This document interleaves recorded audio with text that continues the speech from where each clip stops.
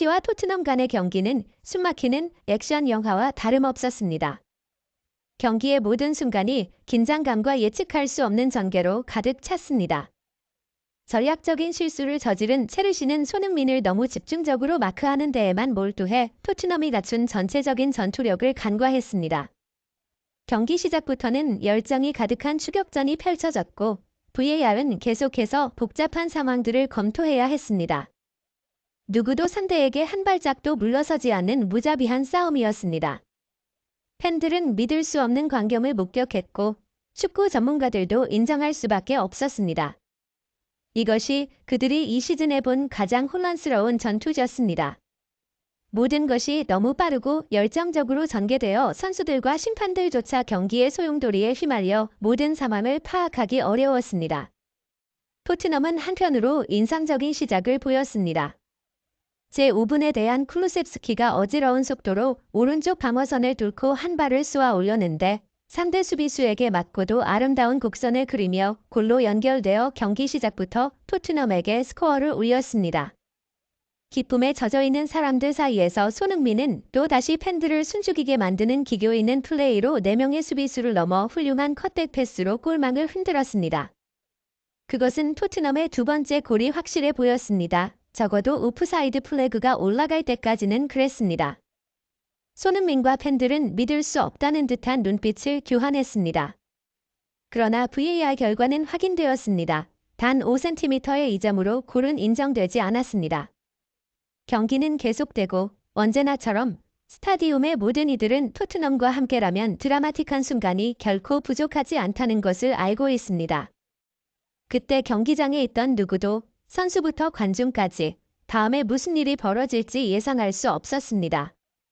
첼시가 소유한 공의 비율이 첫 번째 하프에서 48대 52로 약간 더 많은 것으로 기울었지만 두 팀 모두 총 11번의 슛과 82%의 정확한 패스 비율을 기록하며 수비적인 플레이를 포기하고 활기찬 공격 경기를 펼쳤음을 보여주었습니다. 하지만 런던 더비 특유의 스타일은 경기를 매우 치열하게 만들었고 그들의 정실력은 체력을 넘어섰습니다. 상대 방어선을 뚫는 매 골 시도나 공격마다 오프사이드 휘슬이 불리고 충돌은 위험한 파울로 이어져 VAR의 판정을 초래했으며 첫 번째 하프가 끝나기 전에 추가된 12분의 추가 시간은 경기가 순탄하게 진행되지 않음을 증명했습니다. 결국 토트넘은 혼란한 경기의 희생양이 되었습니다. 첫 번째 하프 28분에 크리스티안 로메로가 엔조 페르난데스와의 충돌에서 상대방의 발을 밟았고 VAR을 몇 분간 검토한 후에 그는 레드카드를 받고 경기의 흐름을 바꾸었습니다. 결국 토트넘은 코바치치가 실행한 페널티킥에 의해 한 골을 허용하고 수적 열세 상태에서 경기를 해야 했습니다. 최근 성적이 좋지 않고 저평가된 첼시였지만 도시 더비의 특성상 두 팀 사이의 격차는 의미가 없었습니다. 그리고 로메로가 퇴장당한 직후 토트넘은 포스테코글루 감독이 지휘봉을 잡은 이래로 출전하지 못한 다이어의 복거라는 더 큰 재앙에 직면했습니다. 중요한 센터백을 잃은 상황에서 포스테코글루 감독이 다른 선택지가 없다는 것을 이해할 수는 있지만 다이어를 투입한 것은 그가 지휘봉을 잡은 이후 가장 나쁜 결정 중 하나로 보입니다. 실제로 로메로가 레드카드를 받기 전까지 토트넘은 수비에서 몇 가지 실수를 범했음에도 불구하고 첼시가 뒷공간을 쉽게 이용하지 못하도록 했습니다. 그러나 다이어가 들어간 순간부터 첼시는 토트넘의 수비진을 부드러운 중앙 패스로 계속해서 무너뜨렸고 토트넘은 골키퍼 비카리오의 선방에만 의존할 수밖에 없었습니다. 첼시의 끊임없는 공격 앞에서 비카리오는 큰 압박을 받아야 했고 키 플레이어 중 한 명인 댄 더반이 갑작스레 대퇴근 문제를 겪으면서 토트넘의 수비는 더욱 흔들렸습니다. 첫 번째 하프가 끝나기도 전에 손흥민을 제외한 모든 주요 선수들이 빠져나가며 토트넘은 신뢰와 희망을 잃었습니다. 그러나 이상한 일이 벌어졌습니다. 주력 선수들이 빠지고 수적 열세에 놓였음에도 불구하고 토트넘은 그들의 친숙한 4-2-3-1 포메이션을 전혀 변경하지 않고 계속해서 전진하며 라인을 끌어올렸고 전술의 변화를 주지 않았습니다. 축구에서 통상적으로 선수가 퇴장당하면 특히 수비수인 경우 수비적 전략을 취하는 것이 기본입니다. 분명히 토트넘의 선수들도 골대를 철벽으로 만들기 위해 수비에 동참해야 했지만 대신 그들은 수비 지역을 완전히 비우고 첼시 쪽으로 강한 힘을 집중시키는 모험적인 결정을 택했습니다. 신기하게도 한 명이 부족함에도 불구하고 토트넘은 첼시에게 전혀 밀리지 않고 대등한 싸움을 유지했습니다. 그러나 토트넘에서 분위기가 회복되는 듯하던 찰나 수비수 우도기가 경기에서 두 번째 레드카드를 받아야 했습니다.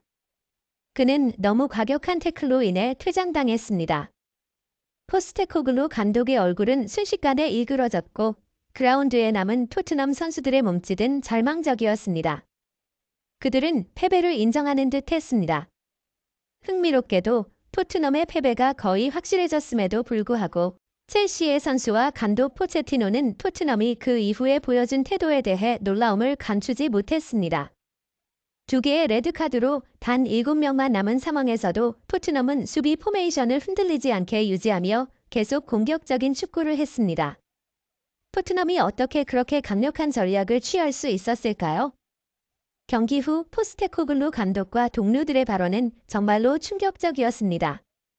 그들은 토트넘이 많은 슈팅을 허용하고 볼 점유권을 잃었음에도 불구하고 손흥민과 단 한 번이라도 그저 한 번 연결만 될 수 있다면 적어도 무승부로 경기를 끝낼 수 있었다고 말했습니다. 실제로 토트넘의 전략은 그와 같았습니다. 손흥민은 전술의 핵심이 되었고 이전 크리스탈 팰리스와의 경기에서 단 2번의 볼터치로 골을 넣으며 팀의 무패 행진을 이어가고 경기의 영웅이 되었습니다. 토트넘은 상대방에게 골을 허용하는 것처럼 보이는 독특한 전술을 채택했습니다. 그것은 바로 손흥민에게 패스 기회를 만들어주기 위한 것이었습니다. 반면에 경기장 전체를 통제하고 있음에도 불구하고 첼시는 손흥민 한 사람을 매우 경계하고 있었습니다. 결국 예상된 일이 일어났습니다. 페널티 박스 중앙에 있던 손흥민은 날카로운 패스를 받았습니다. 손흥민 곁에 첼시의 세 수비수가 있었지만 그의 속도는 그들이 따라잡기에는 너무 빨랐습니다. 골키퍼의 오른쪽 구석이 비어있다는 것을 알아차린 손흥민은 한 번의 슈팅이 곧 마지막 패스라는 말을 간결하고 정확한 슈팅으로 증명했습니다. 그러나 슈팅이 충분히 강하지 않아 손흥민의 마지막 득점 시도는 성공하지 못했고 비카리오 골키퍼의 뛰어난 선방에도 불구하고 토트넘은 첼시의 지배를 넘어서지 못했습니다. 후베르와 다이어도 마치 기적과 같은 수비를 펼친 후 모든 희망을 잃고 그저 앉아있을 뿐이었습니다. 결국 토트넘은 후반 75분에 첼시의 역습에 발목을 잡혀 첫 골을 허용했고 추가 시간에 니콜라스 잭슨에게 네 번째 골을 내주면서 이번 시즌 첫 패배의 쓴맛을 보게 되었으며 그로 인해 우승의 꿈은 사라진 듯 보였습니다. 경기는 첼시의 4대1 승리로 끝났고 이 결과는 잉글랜드 축구계에 큰 파장을 일으켰습니다. BBC 영국의 보도에 따르면 토트넘 선수들은 진정이 필요한 것으로 보입니다. 농담으로 그들의 탈의실에 감초차를 가져다 줘야 한다고 했습니다. 왜냐하면 이 경기의 첫 번째 하프는 토트넘이나 EPL의 역사를 볼 때 전례가 없었기 때문입니다. 경기장은 마치 전쟁터와 같았고 이런 치열한 전투 후의 패배는 다음 경기에 큰 영향을 미칠 수 있습니다. 토트넘은 지난 시즌 초반에는 좋은 출발을 보였으나 시즌 중반부터 하락세를 보이며 제 기량을 찾지 못하고 결국 8위로 마무리했는데 이것이 많은 우려를 낳았습니다. 손흥민과의 만남을 기대했던 마우리시오 포체티노는 한때 자신이 몸담았던 팀의 패배 후 쉽게 웃을 수 없었으며 한편으로는 손흥민을 위로했습니다. 경기 후 인터뷰에서 포체티노 감독은 사실 이 경기가 이런 정도로 혼란스러울 수 있다는 것을 어느 정도 예상하고 있었다고 말했습니다. 토트넘은 손흥민을 중심으로 이전보다 훨씬 강한 정신력을 발휘하며 그들을 이기는 것이 거의 불가능해 보였습니다. 솔직히 말해서 첼시도 다소 운이 좋았습니다. 로메로가 첫 번째 하프 초반에 퇴장당한 것이 첼시에게 전환점이 되었고 후반에는 우도기도 두 번째 레드카드를 받으며 첼시에게 우위를 제공했습니다. 심지어 토트넘은 중요한 선수 2명을 부상으로 잃고 교체를 해야만 했고 만약 토트넘 선수가 퇴장당하지 않았다면 첼시의 승리를 장담할 수 없었을 것입니다.